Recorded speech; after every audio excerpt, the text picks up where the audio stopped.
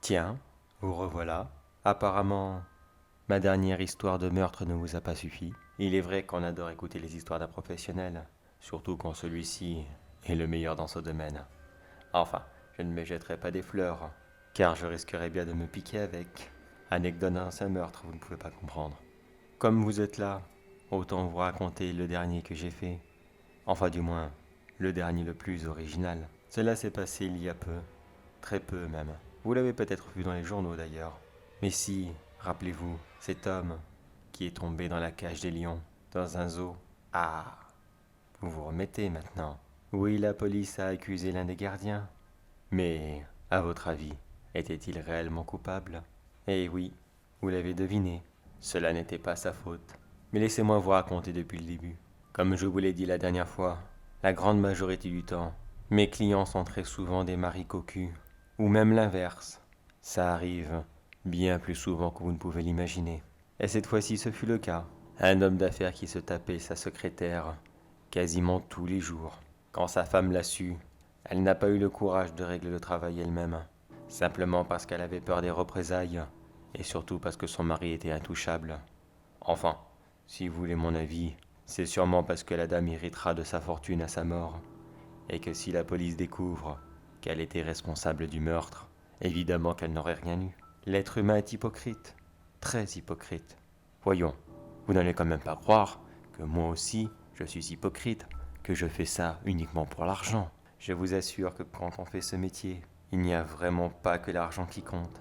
C'est un bonus non négligeable, bien sûr. Après tout, il faut bien gagner sa croûte. Mais le réel plaisir dans cette histoire, c'est tout simplement de tuer.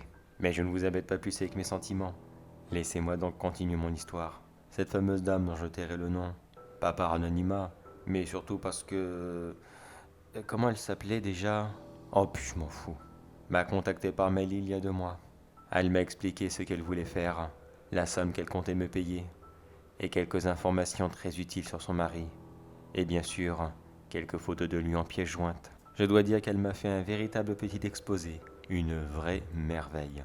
Si seulement tous mes autres clients pouvaient faire pareil, ça me faciliterait bien le travail. J'ai vite remarqué une petite habitude qu'il avait, afin d'essayer de bien se faire voir par ses enfants. Il les amenait au moins une fois par mois à leur zoo préféré, un endroit rempli de témoins, où ils se sentaient complètement intouchables. Quand on y réfléchit, c'est vrai que c'est l'endroit parfait. Qui voudrait essayer d'assassiner quelqu'un dans un zoo, en pleine journée, devant plusieurs centaines de témoins? Moi, j'adore les défis. Je me suis empressé de faire un petit tour dans ce zoo. J'ai vite fait regarder les uniformes des employés, qui étaient d'une banalité. Très franchement, on dit que les uniformes sont toujours classe, mais alors ceux-là, là, très franchement, ils les habillent où comme cela? Chez qui habille? Enfin passons, car je n'ai eu aucune difficulté à trouver le même. Pas exactement le même, mais quelque chose qui y ressemblait énormément. J'ai à la même occasion acheté une perruque, qui ressemblait bien sûr aux cheveux de l'un des employés.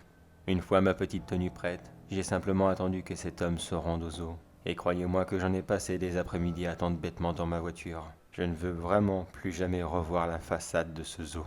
Plus jamais de ma vie. Enfin, je m'égare.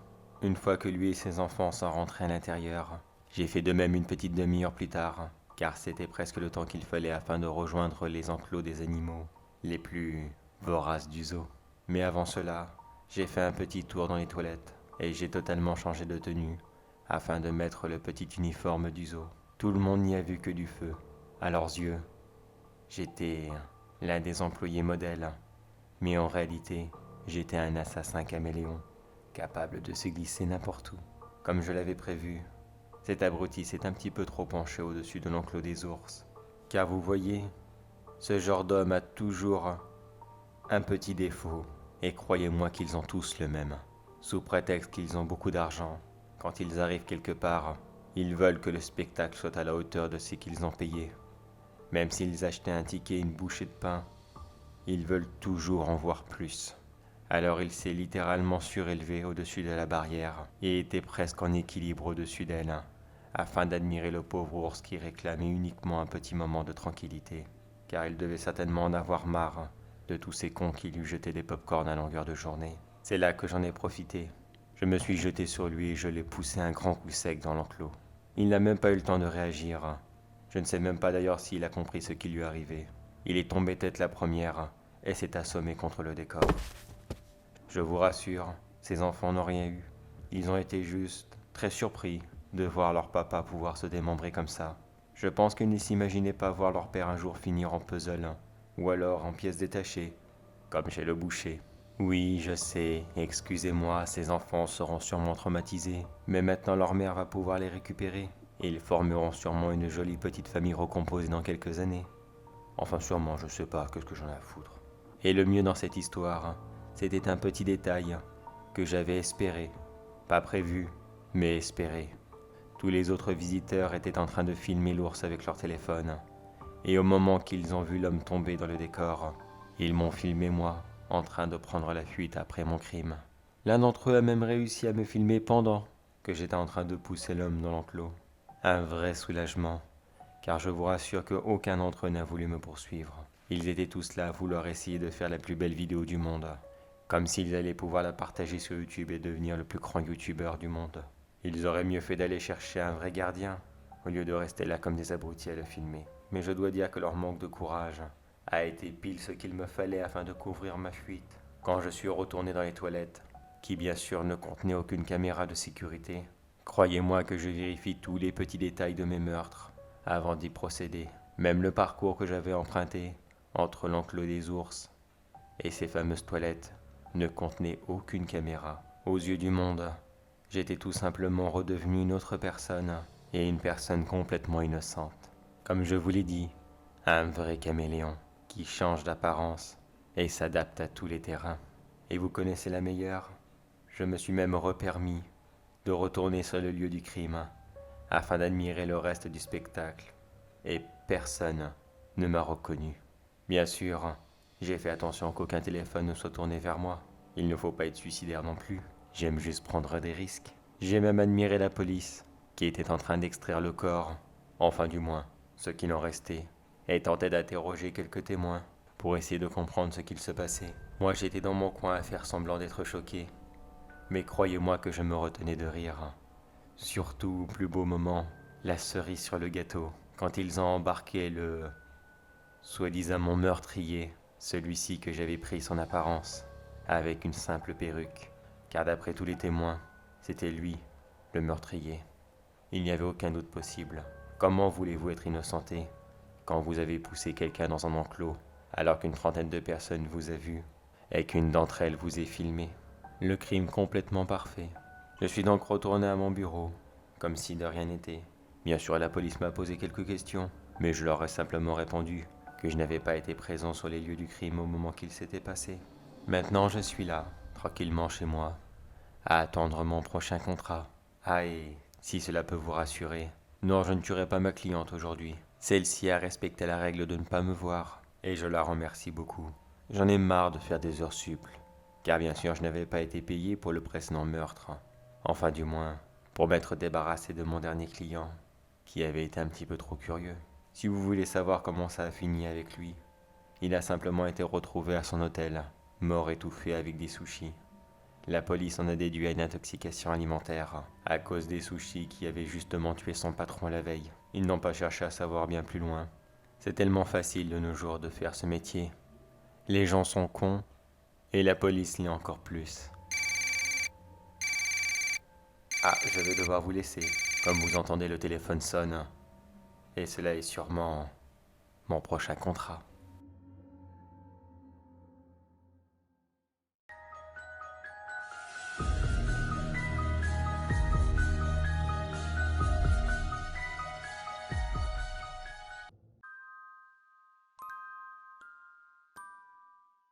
Une immense ferme, entourée par un immense domaine, mais qui ne servait plus beaucoup.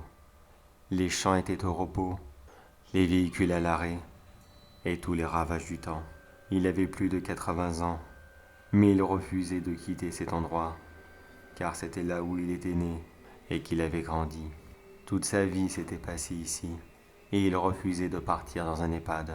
et de laisser cet endroit à des étrangers qui n'auraient jamais pu en prendre autant de soin que lui. Il n'a malheureusement pas beaucoup de visites. Il a comme réputation d'être le vieux papy gâteux et grincheux du village, qui a tendance à s'énerver sur tout le monde, pour un oui ou pour un non. Mais depuis quelque temps maintenant, quelque chose l'énerve au plus haut point. Il s'agit d'épouvantails qui apparaissent aléatoirement dans sa ferme. Ils ressemblent tous à des épouvantails traditionnels, plantés sur un pic, vêtus de vêtements différents, passant par toutes les époques et par tous les styles vestimentaires différents, et dont certains évoquaient des silhouettes féminines et d'autres masculines, comme s'il s'agissait d'un grand jeu de cette famille, mais dont le nombre ne cessait d'augmenter tous les jours.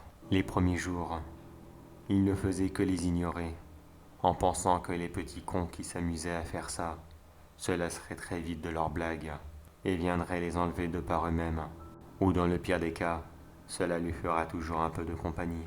Des voisins comme il les aime, silencieux et vraiment très faciles à vivre.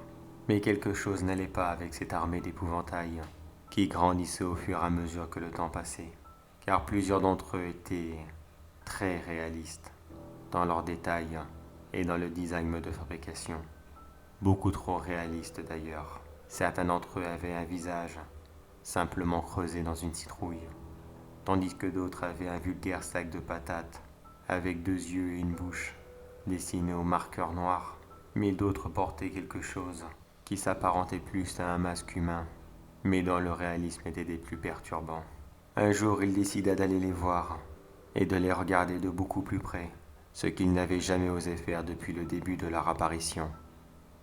D'un côté, il s'en fichait un peu de savoir qu'ils étaient là, et d'un autre, leur simple présence le mettait un peu mal à l'aise. Je vous laisse imaginer ce qu'on peut ressentir quand on voit des dizaines de visages tous pointés dans votre direction, et ceci H24. Les moins bien détaillés étaient aussi mal faits de près que de loin, mais ceux dont le réalisme était proche de la perfection étaient encore plus perturbants quand il se trouva à quelques mètres d'eux. Puis il remarqua qu'une grosse quantité de liquide coulait du long des piquets de chacun d'entre eux. Il ne pouvait pas le voir depuis le seuil de sa maison, mais en se tenant face aux épouvantails, il arrivait distinctement à voir ce liquide rouge et épais couler en grande quantité. Et cela n'était certainement pas du sirop à la fraise. Énervé de cette horrible découverte, et ne réalisant pas encore ce qu'il se passait devant lui, il prit sa voiture et s'en rendit au commissariat le plus proche, afin d'aller tout simplement porter plainte contre X, contre cette bande de petits cons. Et quand il arriva sur place, aucun policier ne fit attention à lui. Il avait beau à faire comme d'habitude, taper du poing, grogner et se plaindre qu'il voulait parler au chef, mais tout le monde n'arrêtait pas de lui répéter qu'ils avaient suffisamment de travail, avec le nombre de disparitions qui ne cessait d'augmenter dans les communes aux alentours. Il jeta un rapide coup d'œil dans le commissariat, et il vit la grande liste des disparus, et tous leurs portraits qui étaient accrochés sur le mur. Et c'est là qu'il reconnut plusieurs d'entre eux. C'étaient les visages des épouvantails, enfin du moins, des plus réalistes. Mais pour les autres, il reconnaissait vaguement la description des vêtements que portaient les victimes le jour où on les avait vus la dernière fois. Bien sûr, il essaya d'expliquer à l'agent de l'accueil qu'il savait où se trouvaient tous ces disparus, qu'ils étaient chez lui, à le regarder nuit et jour, mais il ne porta absolument pas attention au discours d'un vieux fou, qui à ses yeux ne voulait faire que son intéressant. Alors il lui dit de retourner chez lui, et que lorsqu'un agent serait disponible, il passerait le voir aussi rapidement que possible. Mais le vieil homme n'était pas dupe. Il savait très bien que personne ne passerait, et qu'il allait devoir gérer ce problème tout seul. Quand il rentra chez lui, il ne put déposer son regard sur les épouvantails, sachant maintenant ce qu'ils étaient et ce qu'ils devaient certainement contenir, d'où la présence de ce liquide rouge qui s'était échappé des épouvantails. Il décida de faire comme s'il n'était pas là pour une dernière soirée. Il était très tard, et il n'avait certainement pas envie de jouer aux inspecteurs Colombo en pleine nuit. Alors il partit se coucher, avec des centaines de questions dans la tête. Pourquoi ces gens avaient été kidnappés? Comment s'étaient-ils retrouvés dans des épouvantails? Pourquoi se retrouvaient-ils là, chez lui, devant sa maison? Mais le lendemain matin, avant qu'il n'ait eu le temps de faire quoi que ce soit, il découvra un papier planté sur sa porte d'entrée lui expliquant que s'il retournait voir la police, un autre membre de sa famille disparaîtra et qu'il le retrouvera quelque temps plus tard, devant chez lui, au milieu de tous les autres. Il retourna alors vers les épouvantails afin de trouver le nouveau du jour, et il découvrit celui de sa petite fille, qui venait tout juste de fêter ses 20 ans. Celui-ci était très bien fait, beaucoup trop bien fait, et il la reconnut quasiment instantanément. Elle portait sa robe préférée, celle qu'elle portait toujours quand elle allait voir son grand-père, même si elle ne venait pas très souvent, et elle avait sur le visage un énorme rictus de peur, comme si que la dernière chose qu'elle avait vue avant sa mort avait été la chose la plus effrayante qu'elle n'ait jamais vue de toute sa vie. Dévasté par le chagrin, il retourna chez lui et décida qu'il ne sortirait plus jamais de sa maison. Il tira tous ses rideaux, se laissant seul dans le noir, afin de ne plus jamais revoir les épouvantails, et encore moins celui de sa petite fille, qui restait pourtant là dehors, à le fixer du regard en continu, enfermant ainsi le vieil homme dans une prison de solitude éternelle dont il avait lui-même posé les fondations.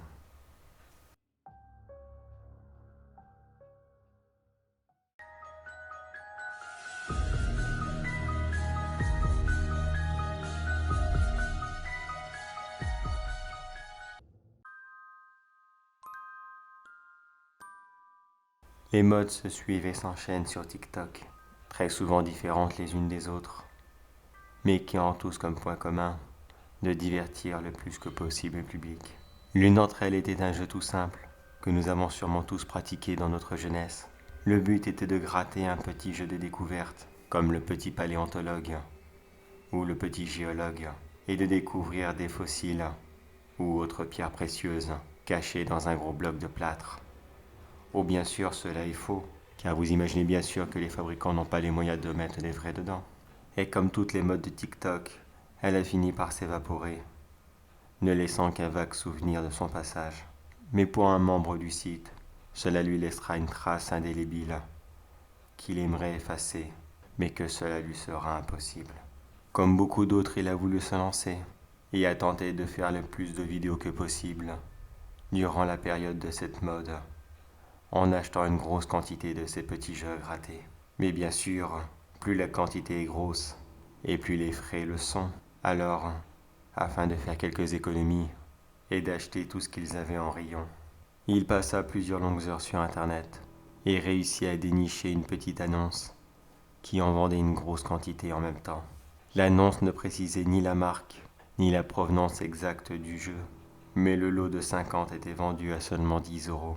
À ce prix-là, qu'importe ce qu'il pouvait contenir, ou même d'où il venait, pour lui c'était 50 vidéos assurées, et certainement un petit succès, dont il rêvait depuis très longtemps maintenant. C'est donc tout content de lui qu'il fit cet achat, et que 2 semaines plus tard il les reçut directement chez lui. Tout excité à l'idée de pouvoir lancer sa première vidéo, il décida de ne pas la faire en live, car n'ayant pas fait beaucoup de vidéos auparavant, il voulait être sûr que tout soit bien prêt avant de bien se lancer.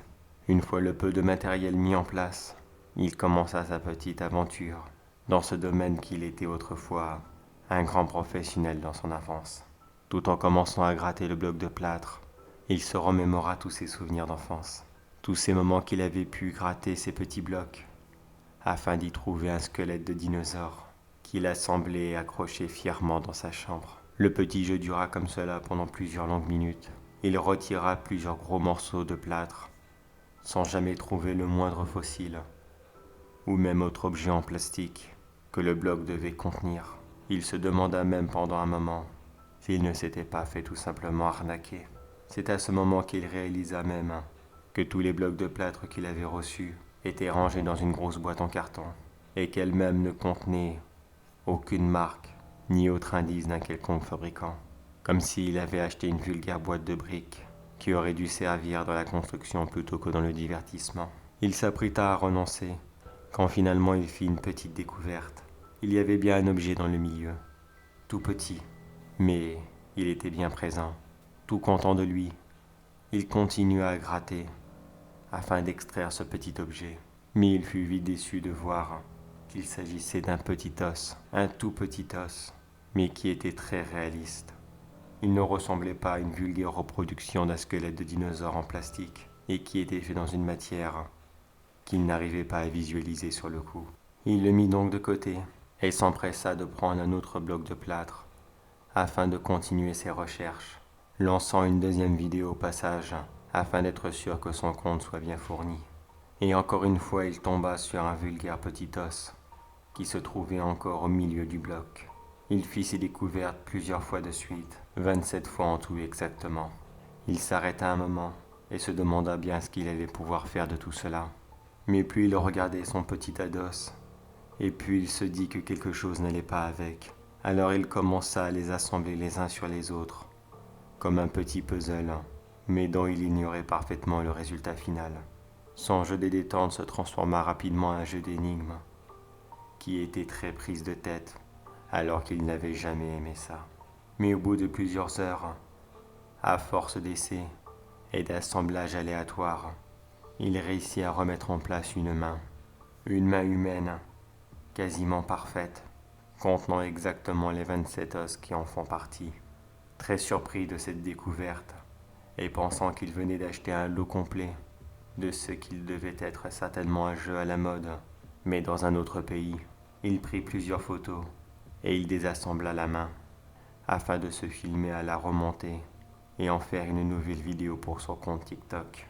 Après avoir montré à ses quelques abonnés ce petit jeu qu'il venait d'inventer, il posta la vidéo et plusieurs d'entre eux lui répondirent que ces os ressemblaient énormément à des vrais et que cela était vraiment très bizarre de les découvrir dans un jeu aussi enfantin.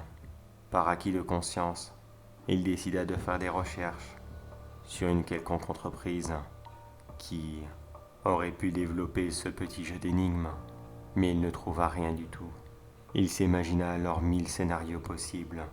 Cela était-il de vrais bouts de plastique, des moules en ciment peut-être, ou encore pire, de vrais os, d'une vraie main, qui avait appartenu autrefois à une vraie personne.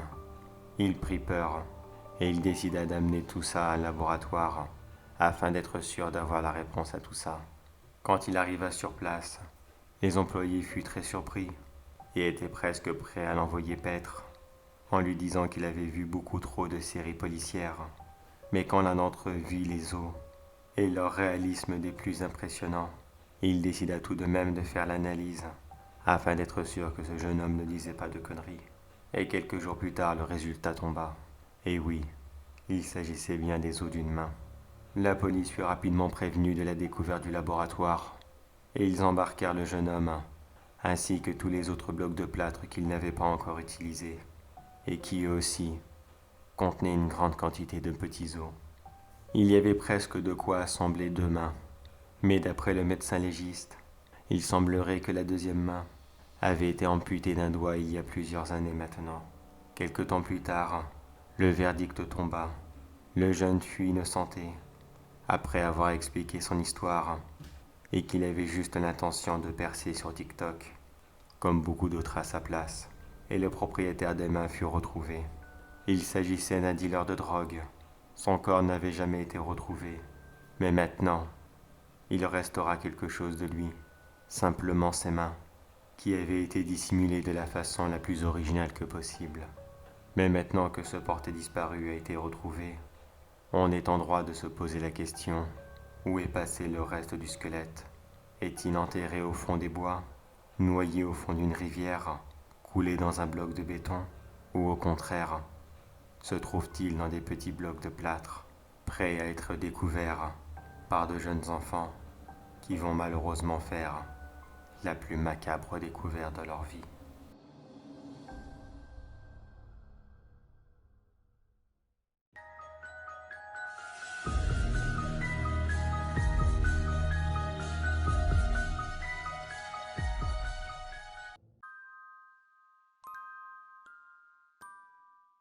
Je pense avoir trouvé la solution.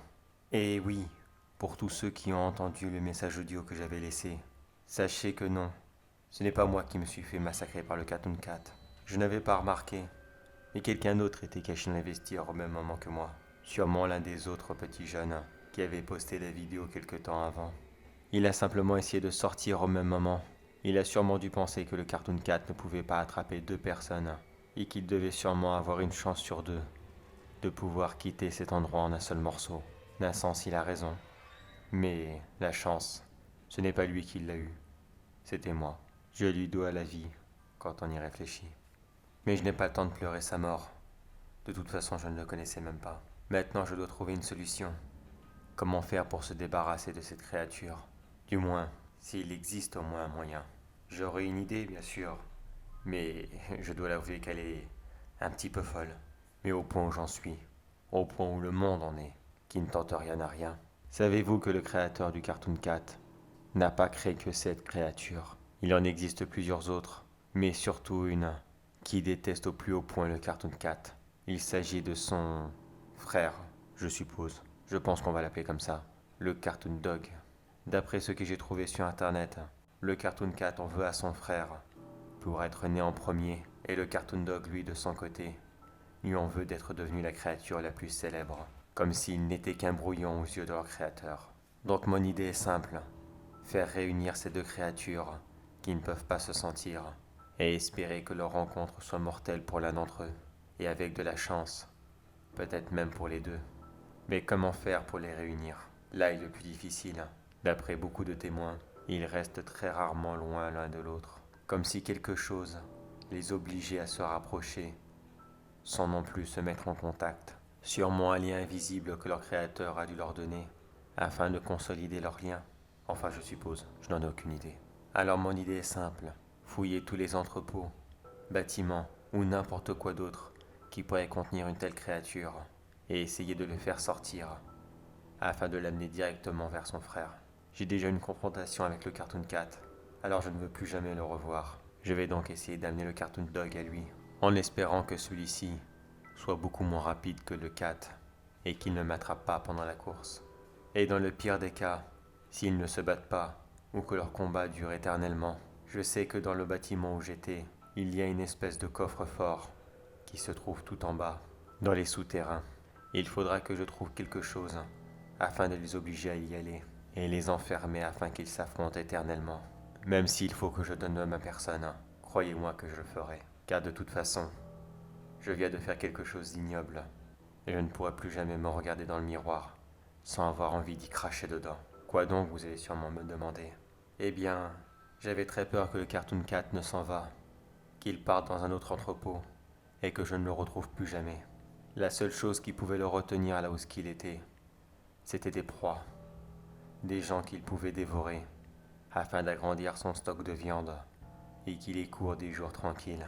Je suis donc retourné là-bas, et j'ai pris des photos de l'extérieur du bâtiment, afin d'y poster des annonces sur plusieurs sites, comme Facebook, Instagram et autres réseaux sociaux, et j'y ai invité beaucoup de fans d'Urbex, afin d'essayer de résoudre la petite énigme du bâtiment, en sous-prétextant que j'étais le propriétaire, et que j'avais caché quelque chose de valeur dans le bâtiment, et que le premier à le découvrir en serait le propriétaire.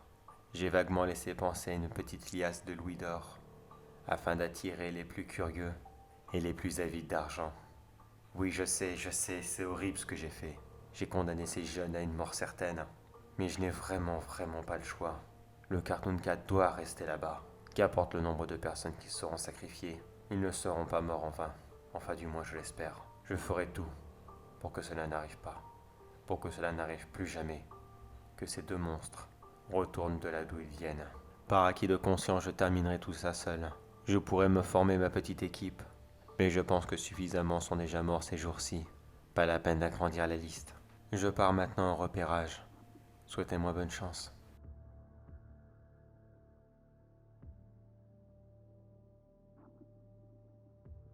Ça y est, il m'a fallu près de 2 jours, mais j'ai enfin trouvé la cachette du Cartoon Dog. J'ai entendu la musique qui signifie sa présence, comme celle de son frère. Il est caché dans un immeuble abandonné, à peine 3 étages, mais cela suffit amplement pour que des squatteurs et quelques SDF ne lui servent de repas en attendant que son frère ne repart. Vu l'emplacement, à mon avis ce n'est pas lui qui a choisi. Visiblement les chats ont vraiment le dessus sur les chiens, même dans le domaine du paranormal. Mais attendez, vous entendez? Oui, il est bien là. C'est la musique. Maintenant plus qu'à trouver un système pour le faire sortir d'ici. Oh mon Dieu, je le vois. Il est encore plus monstrueux que le Cartoon Cat. Il lui ressemble énormément, mais sa tête, on dirait un chien. En même temps, je m'attendais à quoi? Une grosse souris. Quelle horreur, il est encore plus laid. Oh bordel. Et dire que ça va me poursuivre en dehors. Pourquoi est-ce que je fais ça? Il ne m'a pas encore vu. Je crois que je vais d'abord rentrer chez moi. Et je vais y réfléchir. Je n'ai rien de toute façon pour essayer de l'attirer en dehors. Putain la peur que j'ai eue. Non, je reviendrai une prochaine fois. Maintenant que je sais où il est et qu'il ne bougera pas, je vais prévoir mon plan et je le mettrai en action plus tard. Je vous écrirai de nouveau quand tout cela sera prêt. Je vous tiendrai au courant étape par étape, promis. Et si vous n'avez plus de nouvelles de ma part, considérez-moi comme mort.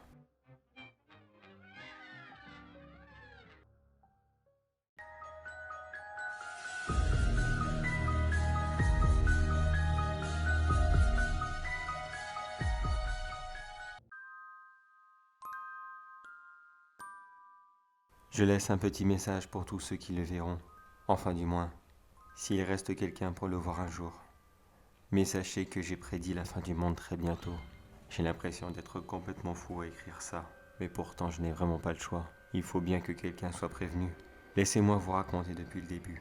J'ai toujours été passionné par le dessin. Ça a commencé comme un passe-temps, puis un hobby, pour jusqu'à devenir ma principale passion. J'ai même fait une grande école d'art. Mais je dois l'avouer que cela n'a rien donné. Oh, pas que je n'ai pas de talent. Disons qu'il n'était pas apprécié. Je n'étais pas assez conformiste, pas assez dans les règles. Je ne rentrais pas dans le cadre, comme ils aimaient le dire. Perso, je pense juste que ces gens étaient beaucoup trop étriqués, dans un esprit déjà tout formaté. Enfin, passons, je ne suis pas là pour me plaindre de mon passé. Il y a quelque temps, alors que je terminais l'un de mes chefs-d'œuvre, je me suis aperçu que je venais de terminer ma dernière boîte de crayons de couleur. Oui, beaucoup d'artistes préfèrent le pinceau et la peinture, mais j'aurai toujours une préférence pour cet outil qui nous a accompagnés tout du long de notre vie. Car après tout, qu'est-ce que vous avez appris à manipuler en premier? Le crayon de couleur ou le pinceau? Avant que je n'ai eu le temps de me rendre au magasin pour m'acheter une nouvelle palette, j'ai eu la bonne surprise d'en trouver une devant chez moi. Elle était là posée dans la rue, personne n'y portait attention.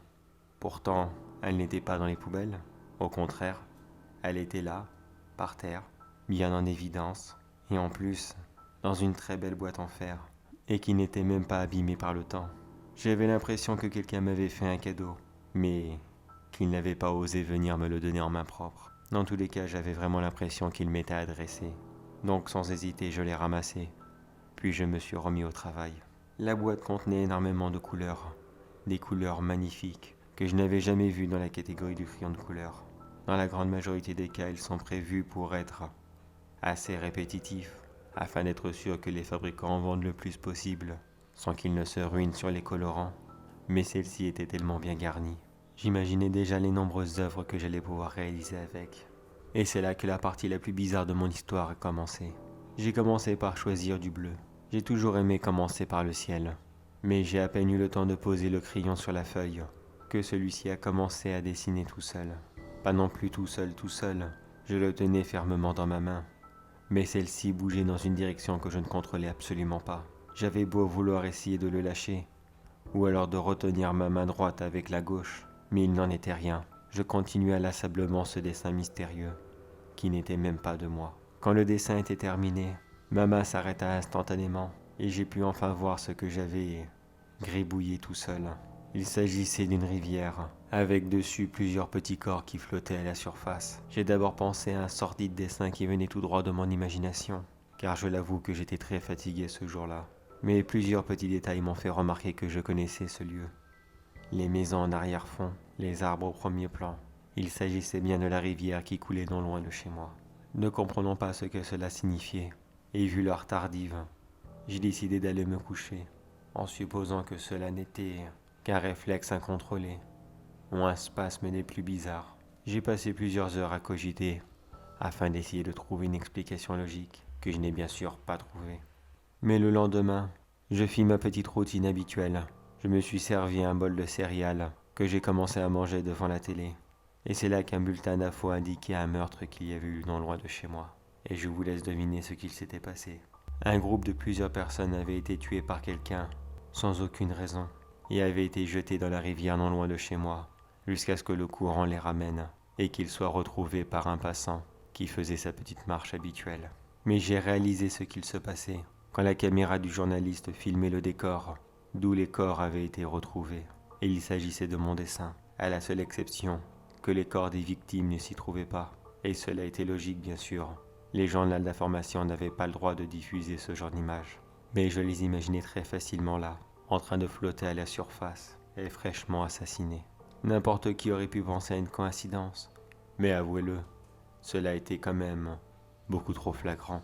Alors par curiosité, j'ai recommencé. J'ai attrapé un crayon rouge, puis je l'ai posé sur la feuille, et j'ai attendu de voir ce qu'il se passait. Il a fallu plus d'une dizaine de minutes avant que cela recommence. Cette fois-ci, il s'agissait d'un avion qui s'était écrasé dans une prairie, avec d'immenses flammes qui sortaient partout de ses hublots, et dont l'aile était complètement arrachée, et elle aussi brûlait comme un feu de la Saint-Jean. Cette fois-ci, je n'ai pas eu à attendre le lendemain. Seulement 2 heures plus tard, un nouveau flash spécial tomba, me coupant ainsi dans mon émission favorite. Un avion s'était écrasé dans un autre pays. À son bord, plusieurs dizaines de personnes avaient trouvé la mort dans des conditions horribles. D'après eux, l'avion s'était enflammé en plein vol, juste avant de s'écraser sur le sol, en plein milieu d'une prairie. Cette fois-ci, pas de doute possible. Je ne sais pas d'où vient cette palette, mais elle est visiblement capable de prédire la mort des gens. Je suis sûr que pour beaucoup d'entre vous, cela aurait été de trop, et que vous auriez jeté la palette à la poubelle, afin de ne plus jamais revoir ce genre d'image. Mais je dois vous l'avouer, qu'à ce moment j'ai finalement été très curieux. Je voulais savoir comment je pouvais maîtriser ce don, comme j'aimais bien l'appeler à cette époque. Alors j'ai commencé à me concentrer, et j'ai pensé à des stars, des chanteurs, des acteurs, et autres personnes qu'on avait l'habitude de voir à la télé, et qu'on admirait pour ce qu'ils faisaient. Pendant plusieurs jours, j'ai dessiné comme ça des acteurs et plusieurs autres chanteurs que je connaissais bien, et qui quelques jours plus tard sont morts, dans diverses situations. J'avais même pensé à faire quelques paris, mais je trouvais que cela n'était vraiment pas beau de faire ça. J'en ai juste profité afin d'acheter leurs produits, comme les DVD ou autres albums de musique avant que les prix ne montent et que les collectors ne deviennent inaccessibles. Bien sûr que je ne les revendais pas. Cela était pour mon usage personnel, mais ça m'a permis de faire plusieurs belles économies. L'avant-dernière fois que j'ai fait cela, c'était il y a 2 mois, quand j'ai dessiné quelqu'un que je connaissais bien. Il s'agissait de ma sœur. Je l'ai dessinée dans sa voiture, engloutie sur un arbre, et elle gissant sur le pare-brise. Du sang coulait de partout, et je devine qu'elle était morte sur l'impact. Quand j'ai fini mon dessin, je fus tellement effrayé que je pris mon téléphone, et j'essaya d'appeler ma sœur afin de la prévenir de ne pas prendre la route aujourd'hui. Bien sûr, elle allait sûrement me demander pourquoi, mais sur le coup je n'y ai pas pensé. J'allais sûrement lui trouver une excuse bidon à sortir, du moins j'aurais improvisé. Mais quand j'ai entendu sa voix au téléphone, elle me dit d'attendre 2 minutes car elle était au volant de sa voiture et qu'elle s'apprêtait à rentrer chez elle. Et c'est là que je l'ai entendu partir dans le décor. Je ne pourrais pas vous décrire exactement tout ce que j'ai pu entendre, mais j'ai pratiquement assisté en live à sa mort. J'avais pu prédire comment elle allait partir, et le pire dans l'histoire, c'est que j'en avais été le principal acteur. Complètement effondré de ce qu'il venait d'arriver, je n'ai plus jamais retouché à cette palette. J'étais complètement détruit, et il m'a fallu beaucoup d'efforts afin d'essayer de retrouver un semblant de vie. Mais pour une raison qui m'échappe complètement, alors que je croyais tout cela terminé, et loin derrière moi, je n'ai pas pu m'empêcher de prendre la palette, afin de faire un dernier dessin. Un dessin que je n'aurais jamais pu imaginer. J'ai tout simplement dessiné notre planète, la Terre. Mais dans mon dessin, elle n'était pas bleue, elle était noire, noire comme la nuit elle-même. On pouvait y voir les nuages, la recouvrir intégralement, laissant paraître ainsi une énorme boule de gaz qui recouvrirait certainement l'intégralité du sol, rendant la vie impossible et la plongeant dans une nuit éternelle. Cela fait maintenant plusieurs heures que j'ai fait ce dessin. Alors que j'écris ces quelques mots, il ne s'est rien passé encore, mais je pense que ça ne devrait plus tarder. J'aimerais prévenir tout le monde pour qu'ils se mettent à l'abri, mais bon, qui pourrait croire les histoires d'un fou qui n'a fait que faire mumuse avec quelques crayons de couleur. Mais si je peux me permettre un dernier détail, mes curiosités et mon envie de dessiner auront été finalement la pire chose que je n'aurais jamais pu avoir de toute ma vie.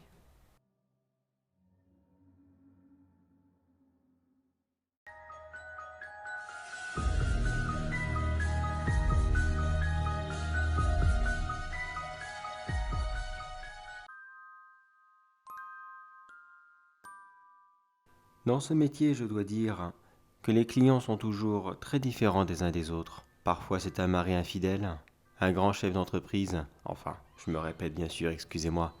Disons que ce sont les exemples les plus récurrents, mes cibles principaux si vous voulez. Mais je me souviens il y a peu, une mission assez originale, tellement originale que je ne peux pas la garder pour moi.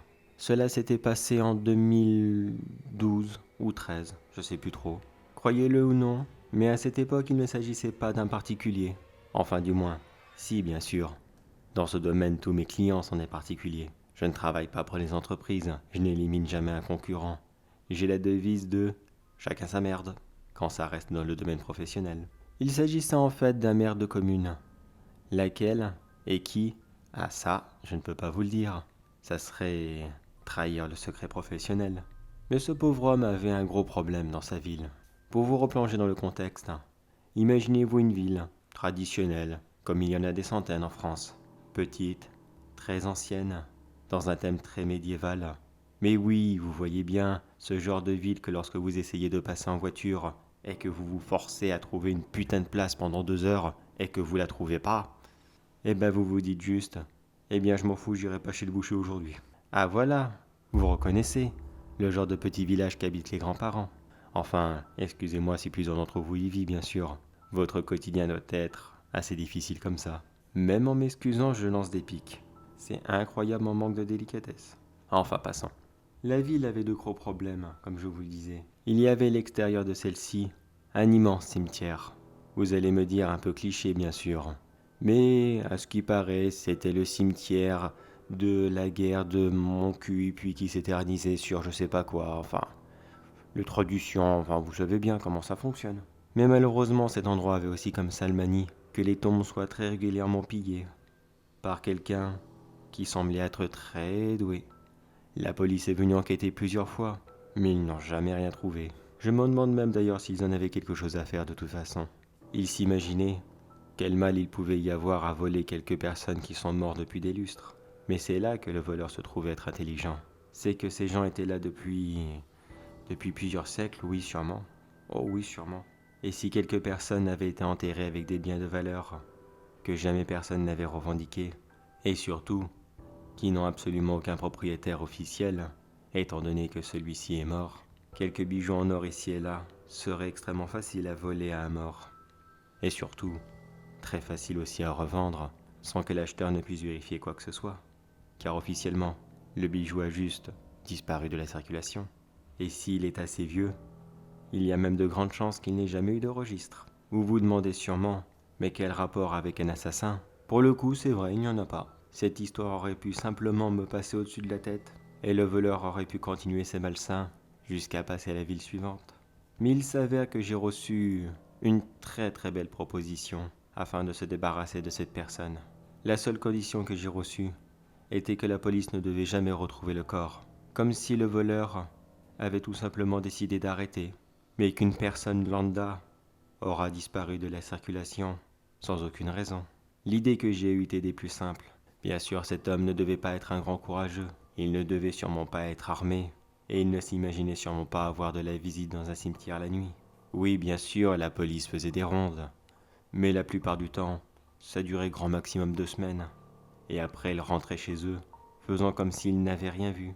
Je me suis donc rendu dans le cimetière, et j'ai attendu plusieurs nuits, caché dans un caveau à surveiller toutes les entrées, avec quelques petites caméras discrètes. Et j'ai finalement réussi à filmer ce petit voleur. Quand je vous dis petit, croyez-moi, il n'était pas bien vieux. Il devait avoir maximum la vingtaine.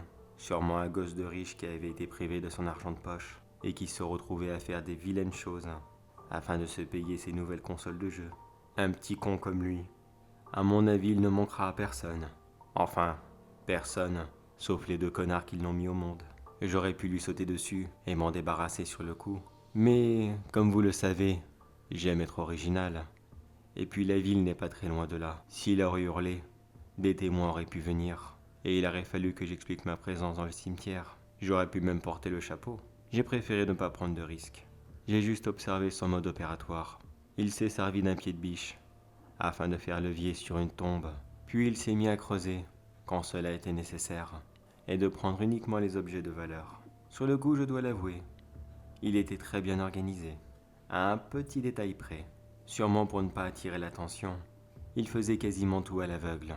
La dernière chose qu'il faisait avec de la lumière, c'était de vérifier les objets qu'il embarquait, avec l'aide de la lumière de son téléphone. Une vérification rapide afin d'être sûr que son ignoble larcin lui soit rentable.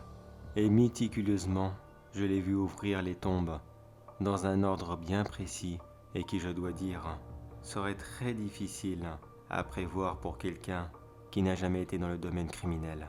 Seulement dommage pour lui, avant d'être assassin, j'ai dû faire quelques petites heures sup.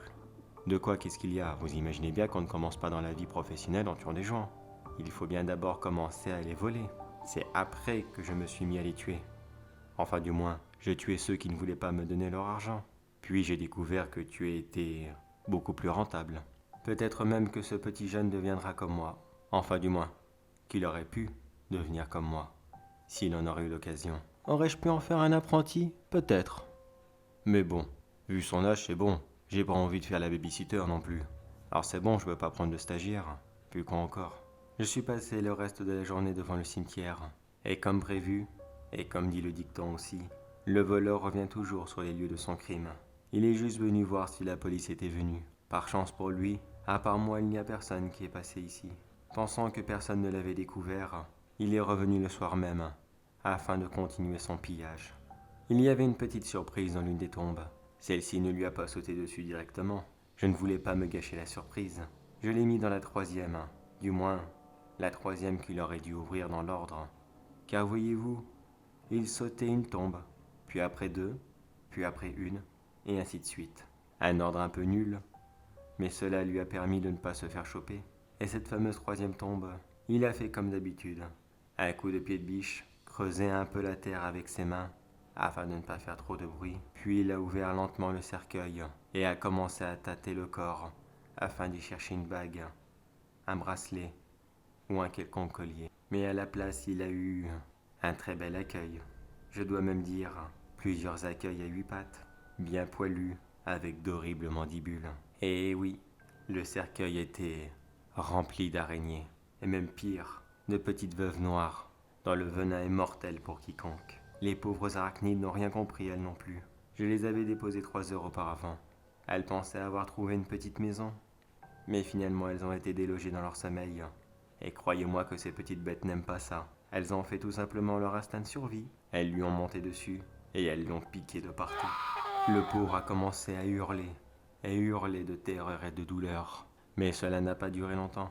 Quand les multiples piqûres ont commencé à agir, cela lui a provoqué une crise cardiaque qui lui a été instantanément mortelle. Quand je vous l'avais dit que ce coup-là avait été original, je ne me suis même pas sali les mains. Ce sont les araignées qui se sont sali les pattes. Mais pour remplir ma promesse, j'ai donc pris le corps du jeune, bien sûr après avoir enlevé les araignées. Où est-ce qu'elles sont parties? Je ne sais pas. Elles sont parties faire leur vie. Puis j'ai mis le corps avec celui qu'il venait juste de déterrer, et j'ai remis la tombe à la perfection, comme si elle n'avait jamais été ouverte, et jamais personne n'a fait le rapprochement. Comme prévu, ce jeune a tout simplement disparu. Je suis retourné dans le village quelques jours plus tard. Après avoir reçu le gros chèque de la part du maire, j'étais quand même curieux de voir à qui pouvait bien être ce jeune homme. Et je vous laisse deviner.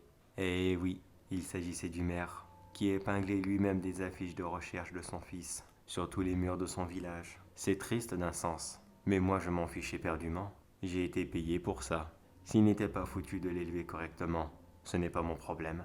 La seule ironie dans cette histoire, c'est que cet homme m'a tout simplement payé pour mettre fin au jour de son enfant, sans savoir ce qu'il était vraiment. Mais je pense qu'il a quand même dû faire le lien entre la disparition du voleur et celle de son fils, mais qu'il ne voulait tout simplement pas l'accepter. Il vit encore dans le déni maintenant.